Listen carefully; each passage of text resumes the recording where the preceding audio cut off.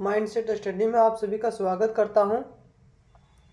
Class 10th का अध्याय 2 है, चैप्टर 2, आम्ल, क्षारक एवं लवण। आम्ल किसको कहते हैं? पीछे क्लास में हम लोग पढ़ेंगे। आम्ल को खट्टा होता है उसे आम्ल कहते हैं, और क्षारक कड़वा होता है उसको क्षारक कहते हैं। लवण के बारे में पूरा पढ़ेंगे। आम्ल और क्षारक एवं लवण के बारे पूरा इस चैप्टर में पढ़ेंगे पूरा अच्छे से। चलिए स्टार्ट करते हैं। आपने पिछली कक्षाओं में अध्ययन किया होगा कि भोजन का खट्टा एवं कड़वा स्वाद भोजन में विद्यमान क्रमशः आम्ल एवं क्षारक के कारण होता है। ये पिछली कक्षा में आप लोगों ने पढ़े होंगे।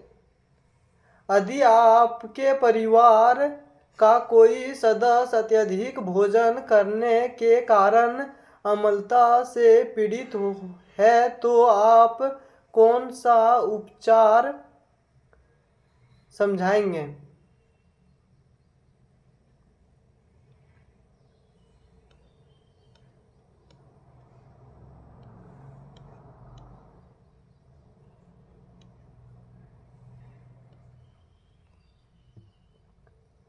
नींबू पानी, सिरका या बेकिंग सोडा का विलय।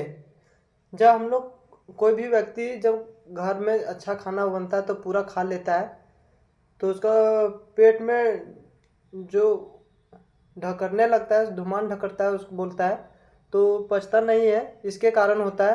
तो उसको क्या चीज़ पिलाएंगे जो ठीक हो जाएगा?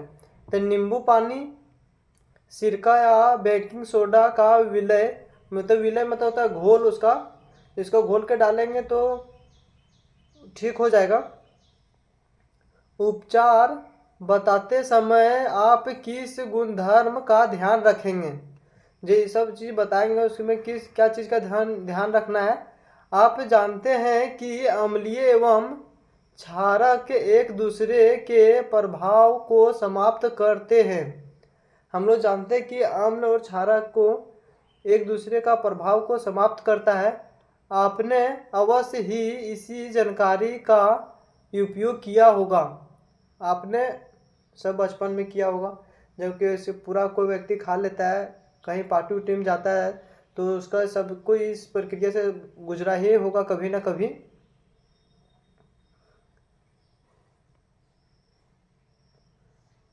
यदि याद कीजिए कैसे हमने बिना स्वाद चखे ही खट्टे एवं कड़वे पदार्थ की जांच की थी। आप पिछले कक्षा में ये सब चीज़ किए हुए थे। आप जानते हैं कि अम्लों का स्वाद खट्टा होता है। आप जानते हैं कि अम्लों का जो स्वाद होता है सो खट्टा होता है, तथा यह नीले लिटमस पत्र को लाल कर देते हैं। नीला जो लिटमस पत्र है उसको लाल कर देता है, जबकि क्षारकों का स्वाद कड़वा होता है। जो क्षारीय होता है सो कड़वा होता है, जो कड़ू लगता है उसको, एवं यह लाल लिटमस पत्र को नीला कर देता है। मतलब क्षारक का ये उल्टा है, यह नीला लिटमस पत्र को लाल कर देता है।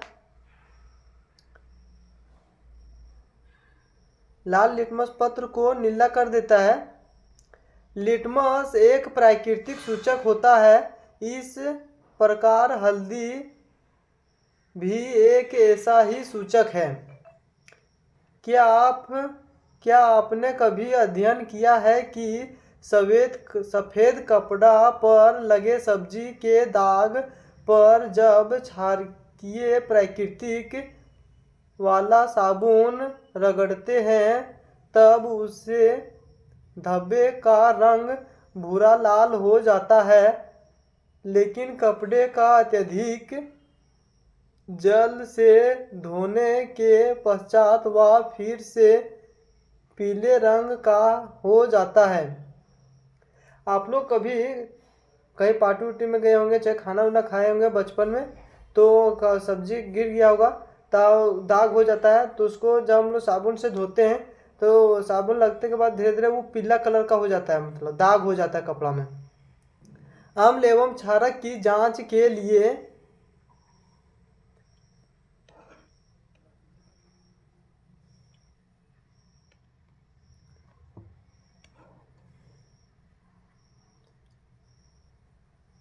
जांच के लिए आप संश्लेषण सूचक जैसे मीथेन, ऑरेंज एक एवं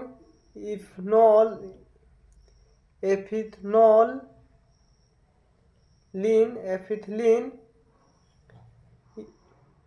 का भी उपयोग कर सकते हैं। मतलब इस दाग को हटाने के लिए हम लोग क्या चीज़ का उपयोग कर सकते हैं? संश्लेषण, एथिलीन, मिथेन, ऑरेंज, इस सब का चीज़ के उपयोग करके इसको हटाया जा सकता है। इस अध्याय में हम अम्ल एवं क्षारक की अभिक्रियाओं के बारे में अध्ययन करेंगे। कैसे अम्ल और क्षारक अभिक्रिया करता है जब कोई भी चीज़ कार्य करता है, हम इस चैप्टर में उसके बारे में पूरा विवरण से जानेंगे। हमें जानकारी प्राप्त होगी कि अम्ल एवं क्षारक कैसे एक दूसरे के प्रभाव को समाप्त करते हैं।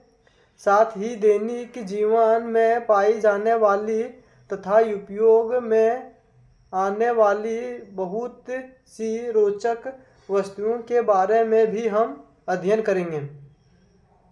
मतलब हम लोग दैनिक जीवन में जो भी प्रक्रिया इधर होता है, अम्ल क्षारक के बारे में, उसके बारे में पूरा अच्छा से डीप में अध्ययन करेंगे इस चैप्टर में।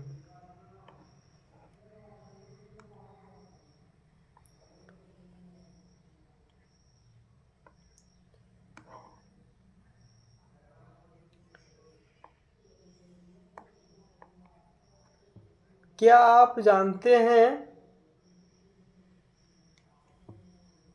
लिटमस विलियन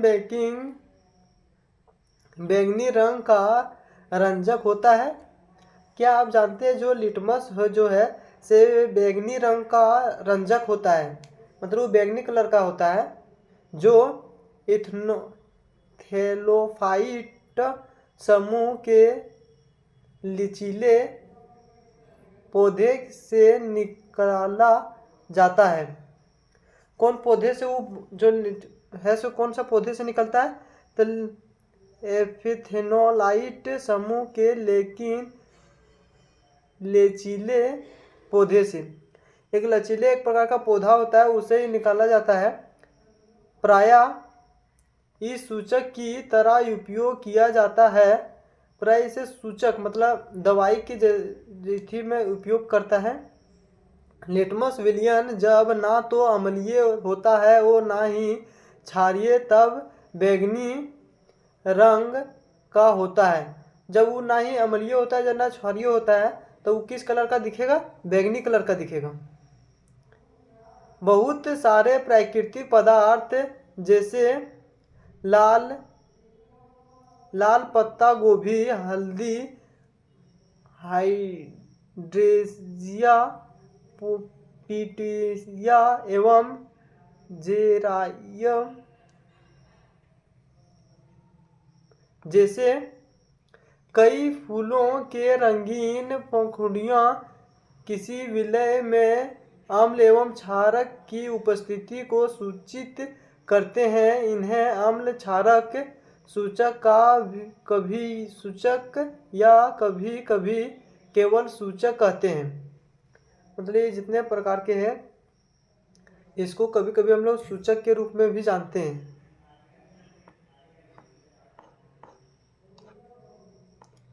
चलिए इस प्रश्न को देखते हैं। चैप्टर खत्म होने के बाद इस प्रश्न का पूरा उत्तर बताएंगे।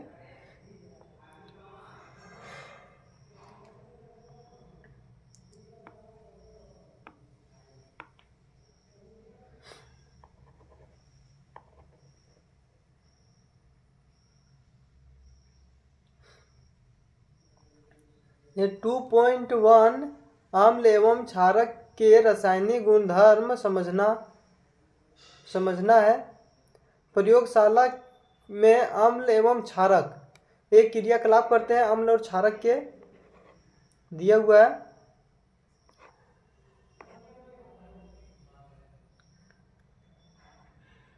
क्रियाकलाप 1.1 विज्ञान के प्रयोगशाला में हाइड्रोक्लोरिक अम्ल, सल्फ्यूरिक अम्ल H2SO4, नाइट्रिक अम्ल HNO3, एसिटिक अम्ल CH3COOH, sodium hydroxide oxide NaOH, calcium hydroxide CaOH2, potassium hydroxide KOH, magnesium hydroxide MgOH2 एवं अमोनियम हाइड्रोक्साइड NH4OH के विलयन के नमूने एकत्रित कीजिए।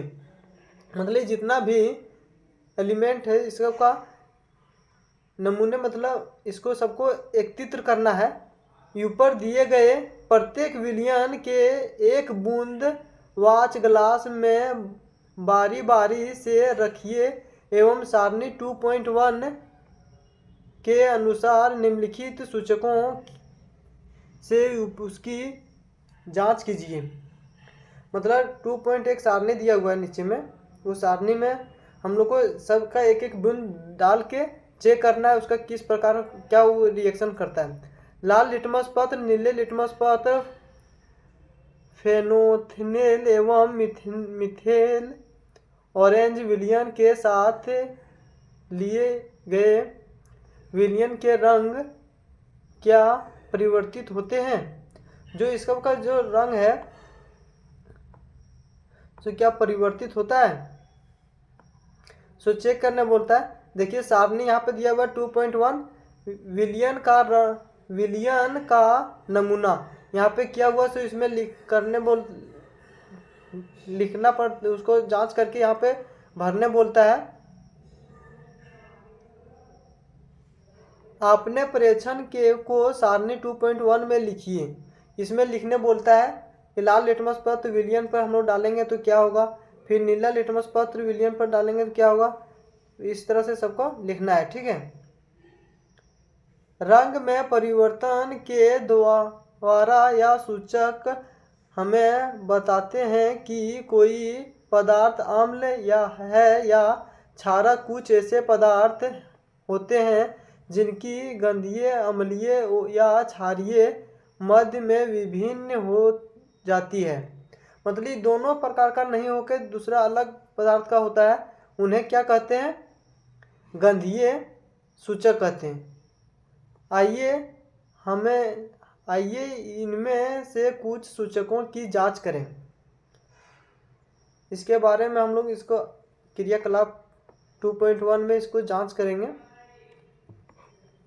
क्रियाकलाप 2.1 बारीकी कटी हुई प्याज तथा स्वच्छ कपड़े के टुकड़े को एक प्लास्टिक के थैले में लीजिए। मतलब एगो प्याज लेना है जो स्वच्छ कपड़ा है, उसमें काट के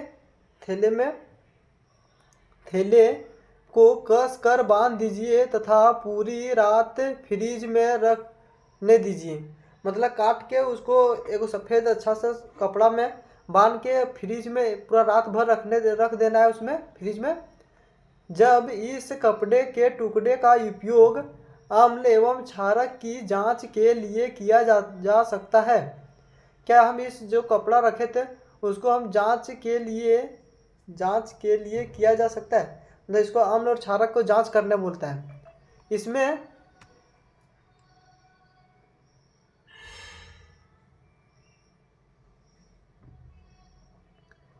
इसमें से 2 टुकड़े लीजिए एवं उनकी गंध की जांच कीजिए। मतलब उसमें जो टुकड़ा है प्याज का उसको हम लोग को जांच करना है, 2 टुकड़ा काट के। इसमें स्वच्छ सतह पर रखकर उनमें से एक टुकड़े पर तनु HCl विलयन की कुछ बूंदें एवं दूसरे पर तनु NaOH विलयन की कुछ बूंदें डालिए। एक जो 2 कपड़ा लेना था उसमें से एक में HCl और एक में NaOH का बिंदु डालना है उसमें और उसको जांच करना है। दोनों टुकड़ों को जल से धोकर उनकी गंध की पुनः जांच कीजिए। उसको दोनों को धो देना है और उसके बाद फिर से इसी प्रक्रिया में उसको चेक करना है।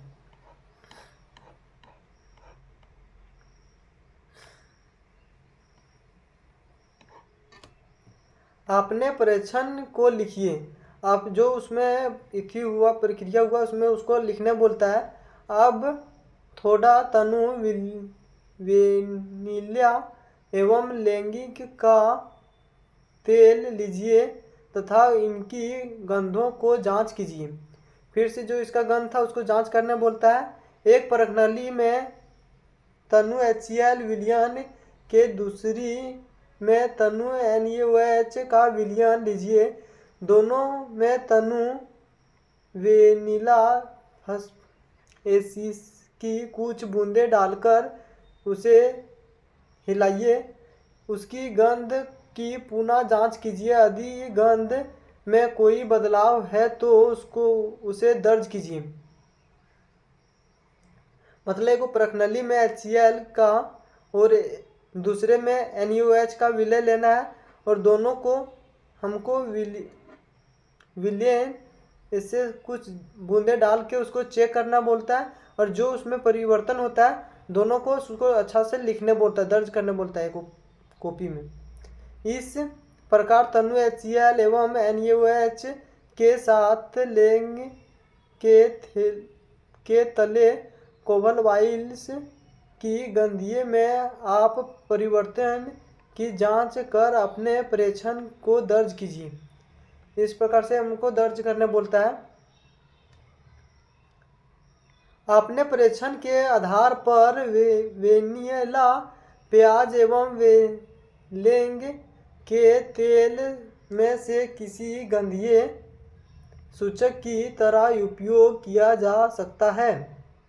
अम्ल एवं क्षारक के रासायनिक गुणधर्म को समझने के लिए आइए कुछ क्रियाकलाप करते हैं। इसको अच्छा से समझने के लिए वो क्रियाकलाप दिया हुआ है। इस क्रियाकलाप को हम लोग पूरा अच्छा से जानेंगे।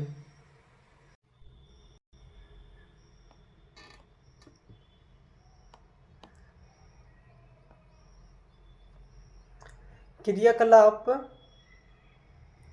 2.3 अम्ल एवं क्षारक धातु के साथ कैसे अभिक्रिया करते हैं। अम्ल एवं क्षारक है और धातु के साथ कैसे अभिक्रिया करते हैं इसके बारे में क्रियाकलाप 2.3 में दिया हुआ है। चित्र 2.1 के अनुसार उपयोग व्यस्त कीजिए, व्यवस्था कीजिए। 2.1 में देखिए यहाँ पे दिखाया हुआ है। 2.1 में इस प्रकार से सामान का व्यवस्था करना बोलता है। इस प्रकार का सामान सब होना चाहिए तब होगा इस क्रियाकलाप। ठीक है।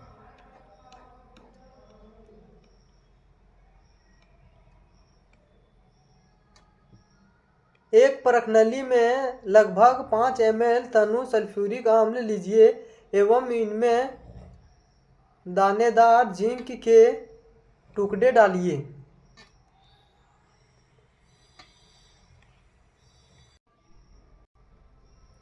दानेदार जिंक के टुकड़े की सतह पर आप क्या देखते हैं। उत्सर्जित गैस को साबुन के विलय से प्रवाहित कीजिए। साबुन के विलयन में बुलबुले क्यों बनते हैं। जलती हुई मोमबत्ती को गैस वाले बुलबुले के पास ले जाएं। क्या आप परीक्षण करते हैं।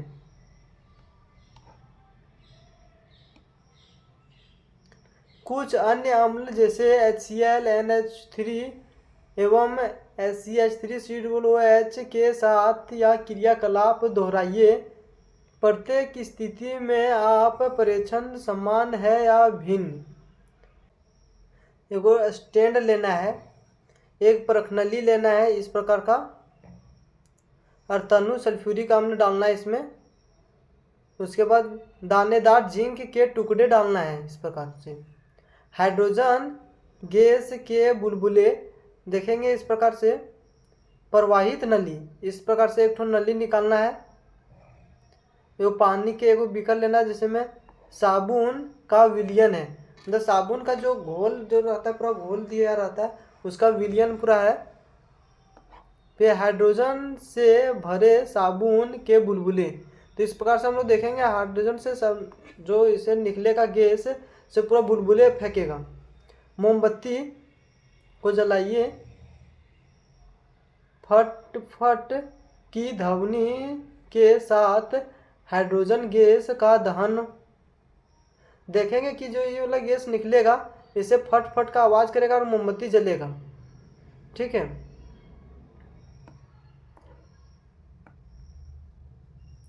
दानेदार जिंक के टुकड़े के साथ तनु सल्फ्यूरिक की अभिक्रिया एवं जलन द्वारा हाइड्रोजन गैस की जांच। आम्ल क्षारक एवं लवण।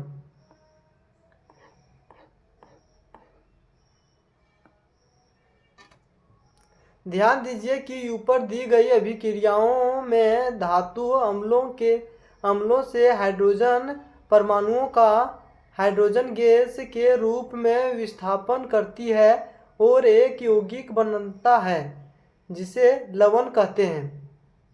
ध्यान दीजिए कि ऊपर दी गई अभिक्रियाओं में से धातु अम्लों से हाइड्रोजन परमाणु का हाइड्रोजन गैस के रूप में विस्थापित करती है और एक यौगिक बनता है इस यौगिक को क्या कहते हैं? लवण कहते हैं।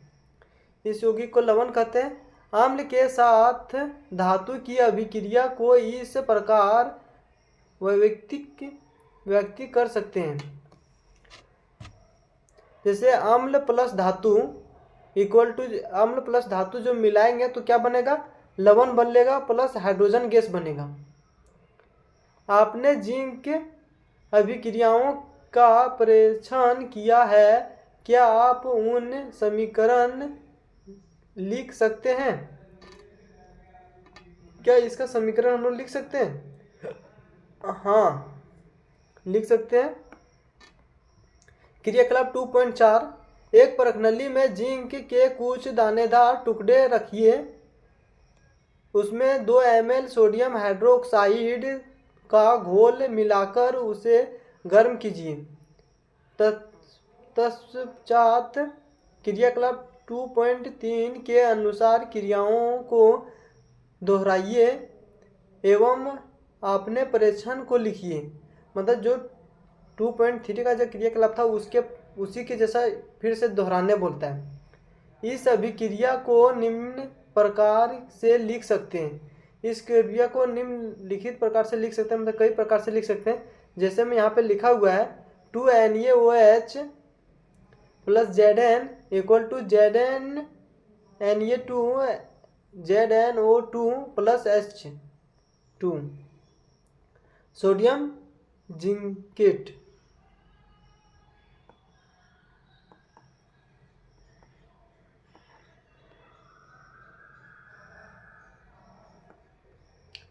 आप देखेंगे कि अभिक्रिया में पुनः हाइड्रोजन बनता है, किंतु ऐसे अभिक्रियाएं सभी धातुओं के साथ संभव नहीं है। कि ये जो अभिक्रिया फिर से करेंगे तो इसमें पता चलेगा कि फिर से जो बनेगा सो हाइड्रोजन बनेगा, किंतु लेकिन ये जितना भी है सब में इस प्रकार का धातु करने के से सब में हाइड्रोजन नहीं बनता है, दूसरे भी चीज़ बनता है। 2.1.3 धातु कार्बोनेट तथा धातु हाइड्रोजन कार्बोनेट अम्ल के साथ कैसे अभिक्रिया करते हैं? ये किस प्रकार, जब धातु है हाइड्रोजन कार्बोनेट अम्ल के साथ किस प्रकार का अभिक्रिया करता है, से इसके बाद 2.5 में इसके बारे में पढ़ेंगे।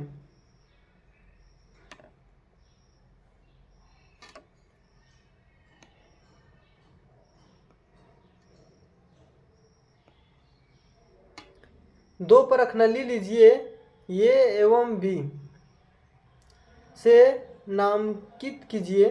परखनली एक में लगभग 0.5 ग्राम सोडियम कार्बोनेट NaN2CO3 लीजिए। एक परखनली बी में 0.5 gram sodium hydrogen carbonate NaHCO3 लीजिए। दोनों परखनलियों में लगभग 2 ml तनु HCl लीजिए। आपने क्या निरीक्षण किया। चित्र 2.2 के अनुसार प्रत्येक स्थिति में उपस्थित गैस को चूने के पानी कैल्शियम हाइड्रोक्साइड का विलय से प्रभावित कीजिए और अपने परीक्षणों को अभिलिखित कीजिए। मतलब इसको जो प्रक्रिया हुआ उसमें लिखने बोलता है। चलिए देखते हैं। थिलेस फेनल्स कीप क्रिस्टल स्टैंड कॉर्क। एक तो इस प्रकार से जो ढक्कन होता है उसको कॉर्क बोलते हैं। इसके से एक तो सुई जैसा निकला हुआ रहता है उसको मिथिलेल फेनल्स जो कील होता है उसको निकालने बोलता है। फिगर में दिया हुआ है कार्बन डाइऑक्साइड गैस। ये जो है सो कार्बन डाइऑक्साइड गैस है तंतु हाइड्रोक्लोरिक अम्ल है। इसमें है तंतु हाइड्रोक्लोरिक अम्ल है। परखनली है सोडियम कार्बोनेट इसमें है नीचे में रखा हुआ सो। निकास नली इससे जो एक नली निकला हुआ सो निकास नली है। परखनली है कैल्शियम हाइड्रोक्साइड का विलयन। कैल्शियम जो इधर जो निकल रहा है सो कैल्शियम हाइड्रोक्साइड का नली है। कैल्शियम हाइड्रोक्साइड में से कार्बोनेट हाइड्रोक्साइड गैस को गुजारना है। इसको मतलब कार्बन डाइऑक्साइड गैस को गुजारना है। इसमें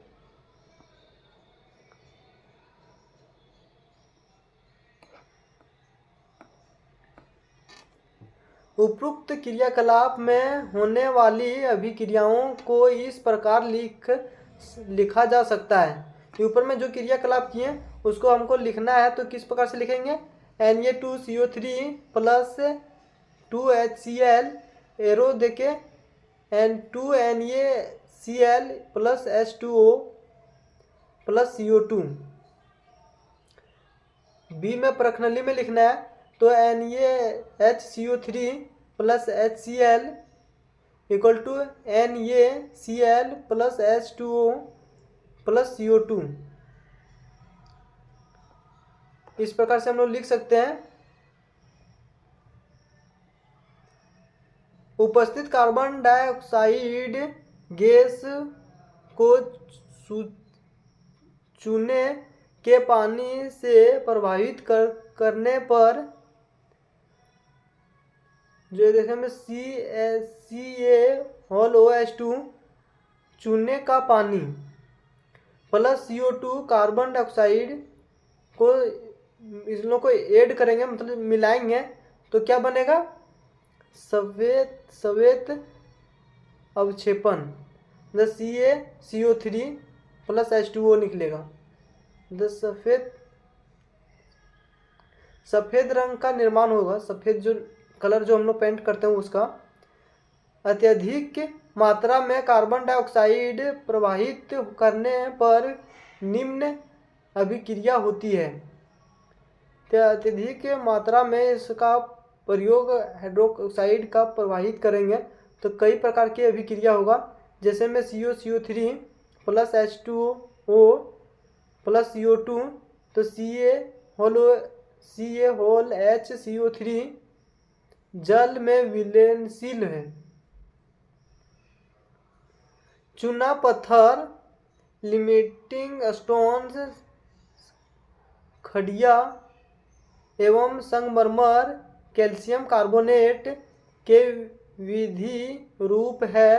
सभी धातु कार्बोनेट एवं हाइड्रोकार्बोनेट अम्ल के साथ अभिक्रिया करके संगत लवण कार्बन डाइऑक्साइड एवं जल बनाते हैं। इस अभिक्रिया को इस प्रकार से व्यक्त करते हैं। किस प्रकार से इसको व्यक्त कर सकते हैं। धातु कार्बोनेट प्लस धातु हाइड्रोजन कार्बोनेट प्लस अम्ल इक्वल टू लवण प्लस कार्बन डाइऑक्साइड प्लस जल।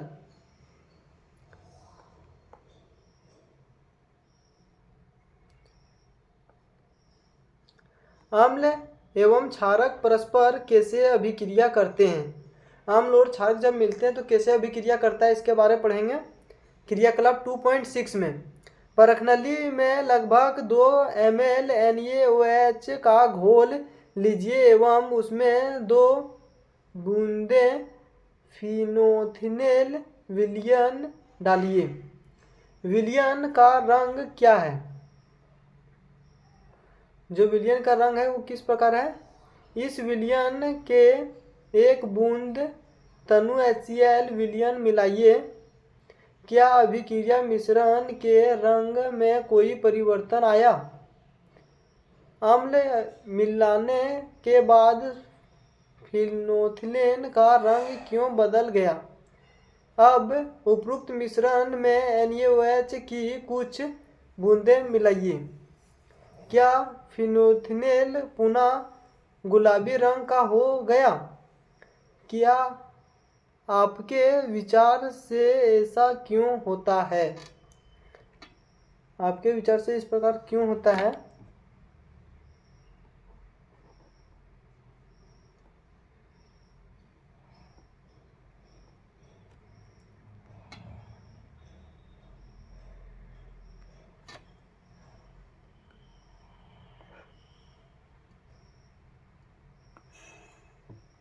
उपरोक्त क्रियाकलाप में हमने परीक्षण किया कि अम्ल द्वारा क्षारक का प्रेक्षण प्रभाव तथा क्षारक द्वारा अम्ल का प्रभाव समाप्त हो जाता है।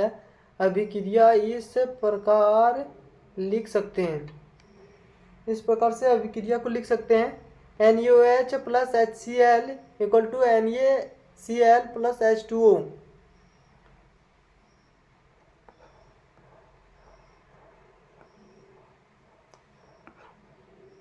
अम्ल एवं क्षारक की अभिक्रिया के परिणाम स्वरूप लवण तथा जल प्राप्त होते हैं तथा इसे उदासीनीकरण अभिक्रिया कहते हैं। समानता उदासीनीकरण अभिक्रिया को इस प्रकार लिख सकते हैं। क्षारक प्लस अम्ल इक्वल टू लवण प्लस जल। अम्ल के साथ धात्विक ऑक्साइड की अभिक्रिया करेंगे 2.7 में। क्षारक प्लस अम्ल मिलाएंगे तो क्या बनेगा? लवण प्लस जल बनेगा, ये याद रखना है।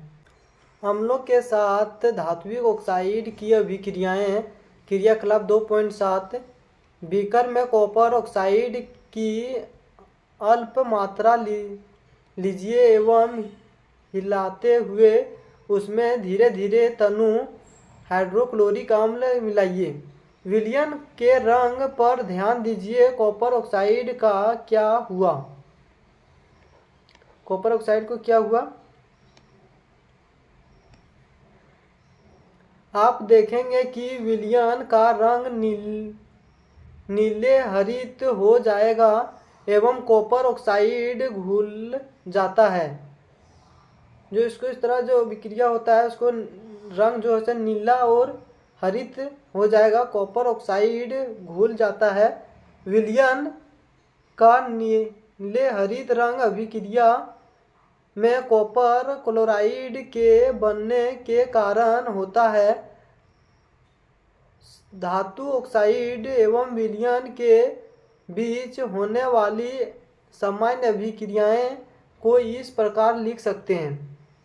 धातु प्लस ऑक्साइड प्लस अम्ल इक्वल टू लवण प्लस जल। अब उपरोक्त अभिक्रिया के लिए समीकरण लिखकर उसे संतुलित कीजिए। क्षारक एवं अम्ल की अभिक्रिया के साथ ही धात्विक ऑक्साइड अम्ल के साथ अभिक्रिया करके लवण एवं जल प्रदान करते हैं तथा धात्विक ऑक्साइड को क्षारीय ऑक्साइड भी कहते हैं। धात्विक जो ऑक्साइड है उसको क्या बोलते हैं? क्षारीय ऑक्साइड भी बोलते हैं, दो नाम है इसका। क्षारक के साथ धात्विक ऑक्साइड की अभिक्रिया क्रियाकलाप 2.5 में आपने कार्बन डाइऑक्साइड एवं कैल्शियम हाइड्रोक्साइड चूने का पानी के बीच हुई अभिक्रिया देखी। कैल्शियम ऑक्साइड जो एक क्षारक है, कार्बन डाइऑक्साइड के साथ अभिक्रिया करके लवण एवं जल का निर्माण करता है। चूँकि यह क्षारक एवं अम्ल के बीच होने वाली अभिक्रिया के समान है, अतः हम यह निष्कर्ष निकाल सकते हैं कि धात्विक ऑक्साइड अम्लीय प्रकृति के होते हैं।